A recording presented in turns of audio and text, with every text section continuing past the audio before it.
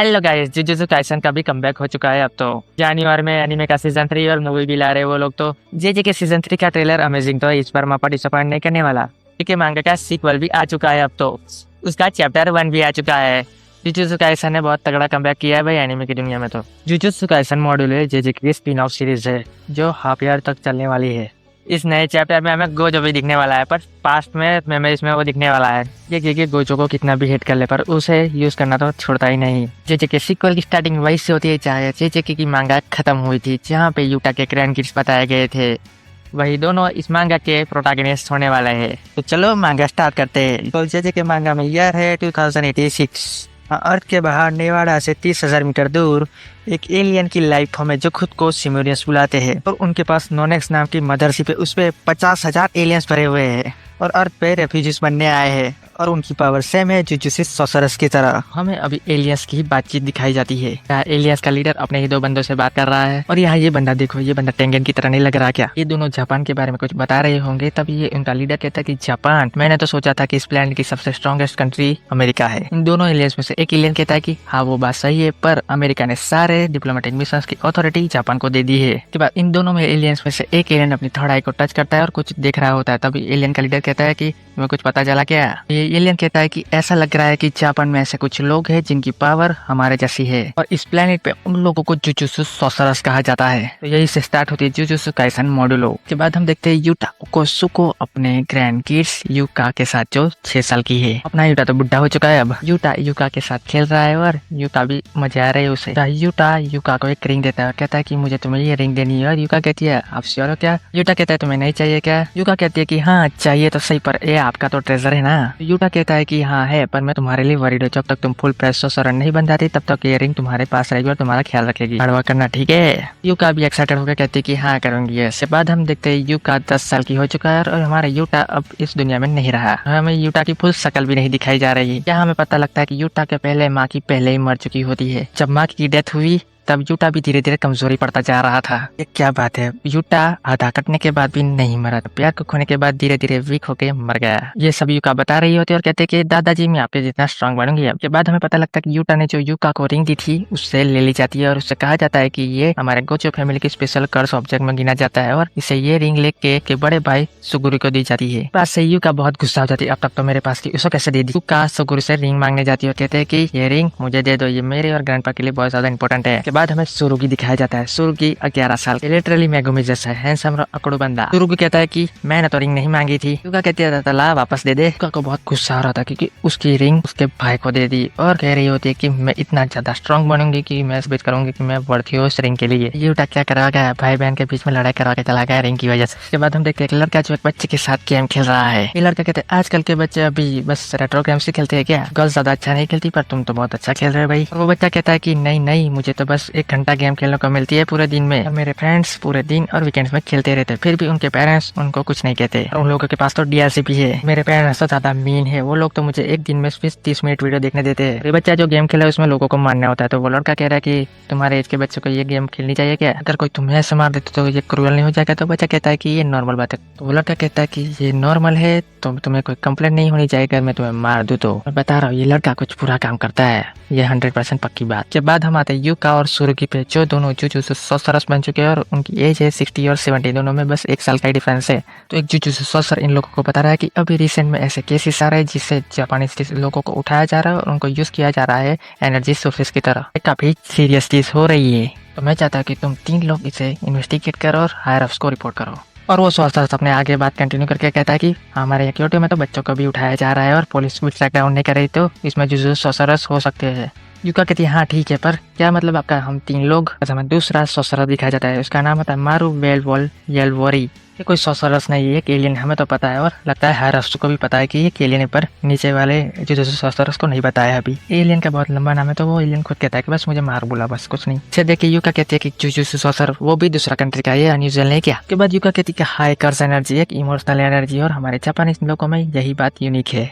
ये jujutsu sorcerer's Japan में ही born होते हैं, पर तुम एक एक्सेप्शन और हमारे जापानीज लोगों को किडनैप किया जाता है क्योंकि उनके पास कर्ज एनर्जी है। वो जुजुत्सु सोर्सरर भी कह रहा था कि हाँ तुम सही हो, जापानीज लोगों को बेच देते ह्यूमन ट्रैफिकिंग वर्ल्ड में। सुरुकी कहता है रुको रुको, इस लड़के को ये सब पता नहीं है क्या? तो बहुत एंग्जियस हो इसके साथ मिशन करने में। कहती है कि किससे पड़ी है, हम तो बस इन्वेस्टिगेशन करने जा रहे हैं और हम थोड़ा कर्ज यूजर से फाइट करने जाते हैं। और ये सुन के मारू कहता है कर्ज यूजर्स? मारू अपने क्वेश्चन पूछे जा रहा है, उस पर कोई ध्यान नहीं देता। सुरुकी कहता है कि देखो मेरा पॉइंट ये है कि मिशंस में कुछ भी हो सकता है, तो इन बच्चों को इनसे दूर रखो। मारू कहता है ये कर दे जुजुत्सु सोर्सरर्स नहीं होते क्या? और अभी भी मारू की कोई बात नहीं सुन रहा है। भाई बहन आपस में झगड़ा कर रहे हैं कि इसको ले जाना है कि नहीं ले जाना। और मारू अपने क्वेश्चंस पूछे जाए कर्ज यूजर क्या होते हैं, तो होती रही दोनों भाई बहन झगड़ा करते करते मारू पे चिपक जाते हैं। और शुरू को कहता है कि कर्ज यूजर पूरे सोर्सरर्स होते हैं। और युका कहती है कि तुम चुप रहो नहीं तो तुम्हें पीछे ही छोड़ देंगे। इन दोनों से तो मारू परेशानी हो जाती है, क्या ये दोनों तो बहुत विशियस है भाई। तो ये जुजुत्सु सोर्सरर्स कहता है कि मारू यहाँ पे विजिट पे आया है, वो स्टेट पार्टी को रिप्रेजेंट करता है। वो बस यहाँ देखने आया कि जापानी जुजुत्सु सोर्सरर्स क्या करते हैं। सुरुकी कहता है हाँ भाई तुम कौन सी कंट्री से हो भाई? युका समझ जाती। युका कहती कि हाँ आपने बताया था ना कि एक ट्रीटी साइन हुई थी उसामी, जुजुत्सु सोर्सरर का नाम है उसामी। उसामी नाम का सुना सुना लग रहा है जुजुत्सु के पहले वाली मांगा में। यहाँ मारू भी कहता है कि मैं खुद देखना चाहता हूँ कि तुम किस लिए बने हो। और मारू अपने मन में सोच रहा है कि मुझे चेक करना पड़ेगा जिनके पास हमारे जैसी पावर्स है वो लोग क्या हमारे सिविलियंस के साथ कोएग्जिस्ट कर पाते हैं या नहीं कर पाते। ये एलियन लोग यहाँ रहने की प्लानिंग बना रहे रखता है, नहीं रह पाएगा सीधा वॉर कर देंगे लगता। मारू आगे कहता है कि मैं पहले क्लियर कर दूं, नो मैटर कुछ भी हो जाए मेरे पर रिलाई मत करना। कहने के बाद सुगर और युका दोनों ही उसे छोड़ के चले जाते हैं। इस चीज से मारू को बुरा लग जाता है। देखिए युका वापस आते कहते कि तुम्हें रोने वोने की जरूरत नहीं क्योंकि हम बुरे लोग हैं। मारू अपने मन में सोचता है उसे कुछ लग नहीं रहा कि उसने कुछ बुरा किया है क्या।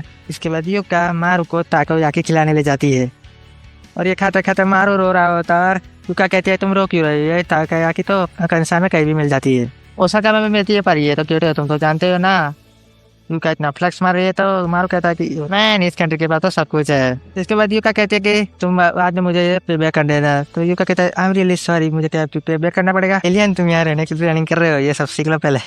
उसके बाद मारू युका कैसे कहता कि मुझे फीलिंग आ रही थी कि तुम दोनों सिबलिंग्स हो क्योंकि तुम दोनों सिमिलर ही लग रहे हो। युका कहता है नहीं हम डिफरेंट है। मारू कहता है तुम उसके साथ क्यों नहीं गई? युका कहती है कि उसने मेरी मोस्ट प्रीशियस चीज ले ली है इसलिए। मारू कहता है क्या उसने चुराई थी क्या? युका कहती है ऐसा तो नहीं है, पर ये रिंग मेरे दादा की विरासत थी। मारू कहता है कि हाँ वो गले में पैर रखी थी वो ना। युका कहती है हाँ वही हमारे गोजो क्लैन का बहुत इंपॉर्टेंट कर्स ऑब्जेक्ट है, बेस्ट सोर्सरर से इसे पहन सकते हैं। ये रिंग मेरी हुआ करती थी पर सडनली मेरे भाई को दे दी। युकी की ये सारी बातें सुन के मारू उससे पूछता है शुरू की क्या सही में ग्रेट सोर्सरर है क्या? कहते कि नहीं वो स्वामी तो कह रहे थे हम दोनों सेम लेवल पे, हम दोनों के बस एक ही डिफरेंस है हमारी एज। अपने भाई के बारे में बताती है कि वो हार्ड वर्क करता है पर उतनी ही अच्छी बात नहीं है। मेरा वो पॉइंट नहीं था पर हर कोई बता सकता है कि कौन हार्ड वर्कर है। ये सब मेरा भाई पागलों की तरह वर्कआउट करता है और ये सारी चीजें बस दिखावे के लिए करता है और अटेंशन के लिए करता है। हाँ बस मैं स्ट्रांग हूँ और मैं हार्ड वर्कर हूँ ये बात बताना चाहता है वैसे, क्योंकि वो नहीं चाहता मेरे पास से वो रिंग आए। ये सारी बहनें अपने भाइयों की बेइज्जती ही करती रहती है, कभी तारीफ कर ही नहीं सकती। युका आगे भी कहते कि मेरी मेमोरी से सबसे ज्यादा ग्रैंडपा के साथ उसकी नहीं, मैं बहुत ज्यादा मेहनत करूंगी अब। नारू तो एक्साइटेड हो जाते और कहता कि क्यों ना हम दोनों साथ में मिशन पूरा करें, तो तुम कितनी अच्छी हो सबको पता चल जाएगा। और मैं एक इंस्ट्रक्टर हूँ तो हम दोनों साथ में भी मिशन करेंगे तो तुम्हारे नाम ही आएगा कि तुम नहीं किया है अकेले। ये कि ऐसा करना हमारे में नहीं आता। बाकी कहते हैं मैंने ऐसा तो नहीं कहा पर मैं ऐसा नहीं करती। मतलब युका मारू की आइडिया मान गए और कहते हैं कि तुम मेरे मिशन में तो मदद नहीं कर सकते। मारू कहता है जब तक मैं कर्ज एनर्जी यूज नहीं करूंगा तब तक किसी को नहीं पता चलेगा। तो मारू को कहते हैं तुम इतना आसान, तुम यहाँ के तो नहीं हो। मारू कहता है चलो चलो यहाँ क्यों खड़े हम, चलो सीन पे चलते हैं। मारू और युका निकल जाते हैं जहाँ इन लोगों को इन्वेस्टिगेशन करने भेजा गया था। वो इन्वेस्टिगेशन करते करते सब जगह क्लू ढूंढ रहे हैं, उन लोगों को कुछ नहीं मिल रहा। तो ये युका मारू से पूछते तुम्हें कुछ मिला? तो मारू कहता है कि कुछ नहीं मिला और यहाँ रोड पे ही लेट जाता है। युका कहती है ऐसा लग तो रहा कि यहाँ हमारे लिए तो कुछ नहीं है। और मन में कह रहे थे अरे यार ऐसे रोड पे तो मत लेटो यार। बाद युका आगे पूछती है कि इस रोड पे तुमने आखिरी में किस साइड टर्न लिया था? इस साइड तो मैं राइट गया था। और युका दूसरा रोड बताती है और वो कहता है कि लेफ्ट साइड गया था। और तीसरा रोड बताती है और मारू कहता है मैं तो सीधा ही चला गया था। मारू का ये सब बताने के बाद युका मन में सोचते कुछ लिख रही होती है और मारू कहता कि ये तुम क्या कर रहे हो, कुछ लिख रही हो क्या? और ये युका मारू की डायरेक्शन लिख रही थी, को किस डायरेक्शन में गया था वो सब कुछ उससे लिखा था।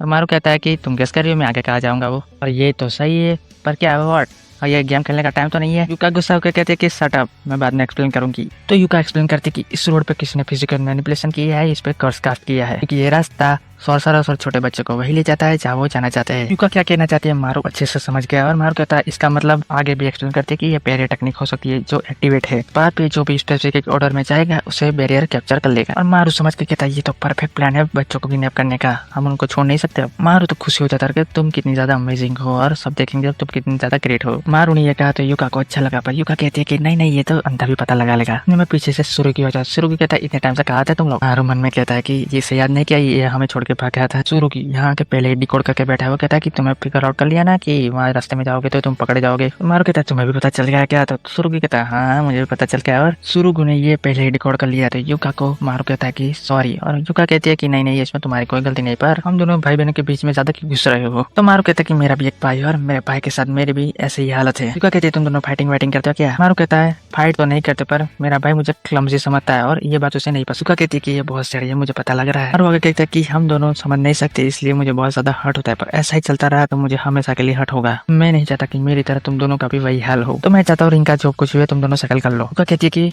तुम्हारे भाई के साथ तुम्हारी नहीं बनती इसलिए तुमने एक इमेज बना रखी कि सिबलिंग्स को ऐसा ही होना चाहिए। एनीवे ये सब कुछ भाई बहनों के बीच में कुछ नहीं होता। मुझे भाई भाई की कुछ नहीं पड़ी है, मुझे बस मेरी रिंग चाहिए। और मारू कहता है इसके इमोशन गए क्या खत्म हो गए? एलियन को अर्थ पे आके कुछ अलग ही सीखने को मिल रहा है। आगे शुरू की कहता कि हमारी रीडिंग सही तो ये रास्ता यही से जाता है। मैंने यहाँ की रिपोर्टिंग तो कर ली है तो इस रास्ते को अब बंद कर देते हैं। युका कहती है हम इस रास्ते को ब्लॉक तो कर देंगे, इसके बैरियर टेक्निक की कंडीशन को पूरा होने से कैसे रोकेंगे? पर सोल्यूशन युका कर देती है, वहाँ पे कीप आउट वाली टेप लगा देती है। फिर भी एक बच्चा वहाँ भाग कर जाता है और वहाँ पे एक बड़े दोनों हाथ आते हैं और उसे किडनैप कर लेते हैं। और इन तीनों के सामने वो बच्चा डिसअपियर हो जाता है वहाँ से। देख के सूर्य की कहता है कि हम बहुत टॉप टायर कर्ज यूजर के सामने वो अपनी बैरियर टेक्निक में स्पाइडर ट्रांसफरेंस यूज कर रहा है। वही रास्ता फॉलो कर रहे थे जो वो यूजर चाहता था। ये सब समझने के बाद सीधा शुरू की बच्चे को बचाने जाता है और उन दोनों को कहता है कि तुम युका को रिपोर्ट कर देना। युका भी जाना चाहती है पर सुरुगी स्ट्रेट ऑफ सेन नो। युका पूछते क्यों नहीं? तो सुरुगी कहता है कि मैं साबित करना चाहता हूँ कि मैं तुमसे ज्यादा स्ट्रॉन्गर हूँ। ये सब बोलते बोलते सुरुगी चाहिए रहता और पीछे युका कहते शट अप मैं भी आ रही हूँ और दोनों ही जाने लगते हैं। पर सुरुगी पकड़ा जाता है और उसकी स्वॉर्ड वहीं पे छूट जाती है। बात से तो युका गुस्सा होता है अरे मुझे क्यों नहीं ले गया? और उसकी कटाना वही छुप के देखती है कि इसकी कटाना का स्टूल है इसलिए नहीं लगा क्या? इसे देख के युका समझ जाती है कि ये बैरियर टेक्निक सॉर्सरर्स को दूर रखने के लिए बहुत ज्यादा कर्ज एनर्जी हो तो ये पीछे धकेल देती है। मतलब कर्ज एनर्जी वाले बंदों या बंदी पर ये टेक्निक काम ही नहीं करती। तो ये देख के मारू कहता है कि तुम्हारा भाई तो सॉर्सर है वो क्यों चला गया था? मेरा भाई स्पेशल केस है उसमें कर्ज एनर्जी ही नहीं है, सीधे तो वो कर्ज टूल का यूज करता है। बंदा पक्का माँ की लेगे से आगे बढ़ाने वाला है। माँ की में भी तो वही केस था, वो तो कर्ज को देख नहीं पाती थी और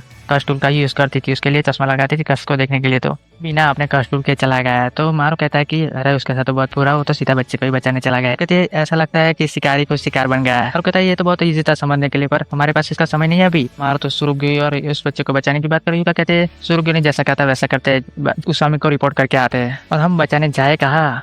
मारू कहता है कि मेरे पास एक प्लान है, अगर वो काम करेगा तो हमें पता चल जाए कि वो लोग कहाँ है। कहती है अभी तो तुम ये सब कह रहे हो, मेरे को तो कोई मोटिवेशन नहीं है और किसे पड़ी है बचाने को। तुम्हें याद है ना वो तो मुझे हैरेस कर रहा था और उसकी कटाना भी अब तो साथ छोड़ चुकी है उसका। कितना लेम है वो। मारू कहता है अगर हम उस को बोलेगा तो वो तुरंत आ जाएगा क्या? कहती है वो टोक्यो में अगर कोई फ्री सॉर्सरर यहाँ होगा तो वो यहाँ आ जाएगा। मारू कहता है ये तो सही नहीं, हमें उसकी मदद करनी चाहिए। क्या कहते सेटअप नो मीन्स नो। मारू को तो गुस्सा आया जरूर। कहता है कि अगर सुर्गी मारा गया तो तुम्हें पूरी जिंदगी भर रिग्रेट रहेगा, ऐसा तो नहीं होने दे सकते। रोज जिंदा रहो तो अपना दिल जरूर बदलेगा, पर वो मर गया तो ऐसा कभी नहीं होगा। तुम्हारा अकेला सिमली के उस पर भरोसा कर रहे हो यार। युका से ज्यादा तो मारू को पड़ी है सुर्गी को बचाने में। तो आगे भी बोलता है कि नो मैटर तुम दोनों के बीच में कितना भी झगड़ा चल रहा है और उसने कितना भी तुम्हें इंसल्ट किया, फिर भी तुम्हारे भाई पर ऐसे कर्ज तो मत लगाओ। सब बातें सुन के युका का दिमाग ही फिर जाता। कहता है कि तुम अभी आए हो और तुम्हें सब पता क्या है तुम्हें कुछ, और तुम्हारे आइडियाज मुझ पे क्यों थोप रहे हो? गुस्सा हो जाता और कहता है कि मैं आइडिया सुना गलत है क्या? और मेरे आइडियाज पर कोई नहीं चलता तो मेरे लिए तो मुझे हर्ट करता, उन लोगों को कुछ नहीं होता। एंड में मैं ही ह्यूमिलेट होता हूँ। अगर तुम अपने ही आइडियाज पर गिव अप कर दोगी तो तुम हर्ट और ह्यूमिलेटेड होती रहोगी। फिर मैं अपने भाई पर गिव अप नहीं किया है तो तुम कैसे कर सकती हो? एक इंसान को बताया कि तुम्हें तुम्हारे भाई को बचाना चाहिए, भाई ये तो अलग ही हो गया है। और का इतना लंबा चौड़ा ज्ञान सुनने के बाद युका कहती है कि मेरे भाई को सिर्फ बचाऊंगा, मैं उसके फेस पे पंच मारूंगी। मतलब युका तैयार हो गया। इसके बाद सीन शिफ्ट होता है और हम आते हैं किडनैपर पे और किडनैपर ने सुर्गी को किडनैप कर रखा और बाकी बच्चे भी किडनैप कर रखे हैं उसने। किडनैपर सुर्गी से कहता है क्या तुम जानते हो कि ये क्योटो के रोड 3D पैटर्न में बाहर की तरफ क्यों है? वेल इसी वजह से तो मेरी बैरियर टेक्निक यहाँ पे कंपेटेबल है भाई। शुरू की कहता है कि तुमने ये काला धंधा यहाँ जुजुत्सु भाई का होम है वहीं पे स्टार्ट करना स्टार्ट किया, कितने डम्बेस हो तुम? किन्ने पर कहता कि मैंने ऐसा सेटअप कर रखा है जिससे जो कोई भी आएगा वो पहले ही अपनी दूरी में बंधा हुआ होगा। तो यहाँ पे सुर्गी वैसे ही फंस गया। तो किन्ने पर कहता है यहाँ पे कौन डम्बेस है? और किन्ने पर कहता है कि अब मैं ये टॉपिकिंग का धंधा छोड़ने ही वाला हूँ। अब तुम जुजुत्सु ससुर हो तो तुम्हें पहले ही पता होगा, क्या नहीं सुना? तो अब तक क्यों नहीं पता? तो किन्ने पर कहता है कि एलियन यहाँ पे आ चुके हैं। सुर्गी को इस बात पे बिलीव ही नहीं होता और वो कहता है कि तुम वही लोगों में से हो ना जो खुद को स्मार्ट समझते हैं। किन्ने पर कहता है अनफॉर्चुनेटली मैं सच ही कह रहा हूँ यार। तुम्हें तो पता नहीं 68 ईयर्स पहले तो एक्स्ट्रा टेरेस्ट्रियल इन्वेजन हुआ था ह्यूमन सुकुना के द्वारा, क्या चाहिए था कैरेक्टर का मेंशन आ गया। शुरू की तरह है वो मॉन्स्टर तो माँ का इनह्यूमन था ना। पर तो खुश हो जाता है भाई, तुम्हें मॉडर्न हिस्ट्री तो पता है अच्छे से। इन्हें पर आगे कहता है कि जब से क्योटो पैरानॉर्मल सिक्योरिटी की ट्रीटी यहाँ जापान को पास की गई है, तब से एलियन के साथ जो भी डिप्लोमेसी होगी वो सब जापान संभालेगा। हमारे प्लान के बीच में कल्चरल बैरियर्स की वजह से बहुत सारे लोचे होने वाले डिस्टॉर्शन होगा। मुझे तो लगता है एलियन वॉर स्टार्ट कर देंगे। इस वॉर में डिप्लोमेटिक मिशन के चल के जापान के ट्रू कलर सबको पता चल जाएंगे। तुरुग ये सब सुनकर उसे कुछ समझ नहीं आया और कहता है क्या क्या कहना क्या चाहते हो तुम। कहता कि मुझे पता है कि 68 साल पहले जो कलिंग जंग हुई थी उसकी वजह से ट्रीटी साइन हुई थी। तो चल रही है, हम फ्लैशबैक्स में देखते यूजी, ततोरी, सातोरो, कोचो, यूटा, माकी और कोजी का बच्चा मेगुमी। हमें ये 68 साल पहले का बता जा रहा है कलिंग जंग का। ये सब केंजाकू का किया जा रहा है। वो गया था ना अमेरिका सब कुछ बताने, अपन के पास कौन सा एनर्जी हम उसे एनर्जी सोर्स की तरह यूज कर सकते हैं वो सब बताने गया था ना प्लानिंग। लेकिन नेवर कहता है यूजी, ततोरी और कोचो, सातोरो ने ये सब कुछ स्टॉप कर दिया था। उन दोनों को एक्स्ट्रा ऑर्डिनरी रेफर किया जाता है, जो तो हमें पता ही था कि वो एक्स्ट्रा ऑर्डिनरी है, पर यूजी आगे जाके एक्स्ट्रा ऑर्डिनरी और ज्यादा बन गया था। क्या नेपर भी कह रहा था कि आज के टाइम पे उन दोनों के जैसा है कोई। अभी पूरी दुनिया जान जाएगी कि सोर्स सब वीक हो चुके हैं तो ये एनर्जी का बिजनेस ही बंद हो जाएगा। जापानीज लोगों की वैल्यू ऐसे ही गिर जाएगी और मुझे पैसा नहीं मिलेगा, इसलिए मैं छोड़ रहा हूँ। ये मेरा तो यही प्लान है, एक लाख सेल कर दो, तुम्हें बेच दूं और मेरा प्रॉफिट हो जाएगा। तो कहता है तुम हम दोनों को बेचने के बारे में सोच रहे हो। इन्हें पर कहता है ना, मैंने तो बच्चे को ऑलरेडी पैक कर रहे हो। हम देखते हैं बहुत सारे बच्चे को पैक कर रखा है इसने। तो आगे कहता है कि तुम्हारी कर्ज एनर्जी वीक है और तुम ससुर हो, तुम्हें तो ऑक्शन में डाल दूंगा। मैं तो इन बच्चों से परेशान हो चुका हूँ, ये बहुत बोलते तो अनोइंग लगता है। यहाँ पे आके शुरू की तो उसका मजाक ही उड़ाता है और कहता है कि तुम उनके लेवल के हो इसलिए आगे बेइज्जती करता है और कहता है कि तुम एक नाकार हो जिसे एक रियल जॉब नहीं मिली। और ये बच्चे तो क्यूट होते हैं। हंस किन्ने पर पड़क हो जाता है और वो शुरू के मुंह पे लात मार देता है। मारते मारते शुरू की को बहुत ज्यादा बेइज्जती करता है। देखते दरवाजा उड़ के आके सीधा किडनैपर को लगा है और हम देखते हैं कि मारू और युका यहाँ पे आ चुके हैं।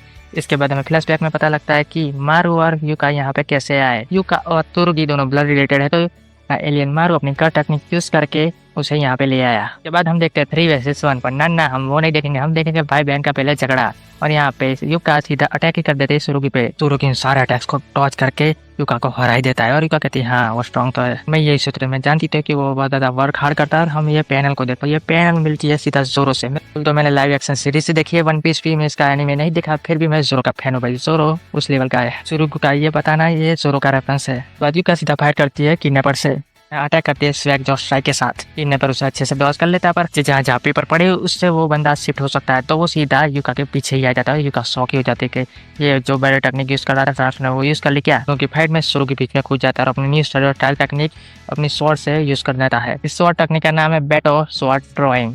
कटाना आगे चलने लगती है तो किडनैपर का बैरियल भी चलने लगता है और इसके बाद युका सीधा अटैक कर देते हैं अपने जॉस स्ट्राइक के साथ। यहाँ पे किडनैपर का गेम ओवर। किडनैपर को बांध दिया और यहाँ बच्चे भी फ्री तो कर ही रहे हैं, मतलब यहाँ पे सबको मामला शॉर्ट होगा। तो यहाँ पे शुरू ये सब देख के कहता है कि तुम अब स्ट्रांग हो चुकी है तो मुझे और ज्यादा स्ट्रांग होना पड़ेगा जिससे मैं ये रिंग तुम्हें वापस दे सकूँ। यहाँ उसके बाद थोड़ा सुरुगी का फ्लैशबैक देखते हैं। जब वो 7 साल का था उसके सारे मोमेंट्स माकी के साथ होते हैं और माकी के साथ ट्रेन करता है और माकी के साथ अच्छे से रहता है। और माकी को कहता है कि मुझे भी वो रिंग चाहिए। माकी कहती है वो हमारा प्रोटेक्टिव चार्म है जो हमें डेंजर से बचाता है और तुम्हें उसकी कोई नहीं जरूरत क्योंकि तुम स्ट्रांग हो। सूर्य जब 11 साल का होता था तो ये रिंग उसे दे दी जाती है। जब वो लड़की उसे रिंग दे रही थी वो तो मनाई कर देता है और लड़की कहती है मेरा डिसीजन नहीं, ये कोच ओकलैंड का डिसीजन है। तो उसे ऐसा लगता है कि जो स्ट्रॉन्गर नहीं होता है उसे ये रिंग दी जाती है और वो तो दुखी हो जाता है कि माँ की जनी ने मुझे दादी ने मुझे ट्रेन किया और मैं बहुत ज्यादा स्ट्रांग हूँ और फिर भी मुझे ये रिंग क्यों दी जा रही है। सूर्य का ट्रॉमा था कि वो वीक है इसलिए उसे रिंग दी जा रही है और उसे सही लगता है। पर युका को लगता था कि भाई उसे स्ट्रांग है इसलिए उसके रिंग छीनी गई। मिसअंडरस्टैंडिंग की वजह से दोनों स्ट्रांग तो हुए। फिर किडनैपर अपने शैडो वाले कुछ टेक्निक की वजह से इन लोगों को ब्लॉक कर ही देता है। इतने में हम देखते हैं कि मारू अपनी तीसरी आँख खोल के इन लोगों को बचा लेता है। किडनैपर युका और सुरुगी शॉक हो जाता है और तीनों कहते हैं कि तुम विलियन हो क्या। यहाँ पे मॉड्यूलो का चैप्टर 1 खत्म हो जाता है। लेकिन नई शुरुआत अच्छी थी, वैसे वो राइट कर रहे हैं और आर्ट को यूजी इवासाकी करने वाला है। जेजेके का कमबैक हो गया, मांगा मजा आ गया भाई। गोजो को कितना भी हेट करे हर जगह स्पैम तो कर ही देता है। मिलते हैं नेक्स्ट चैप्टर के साथ, तब तक गुड बाय।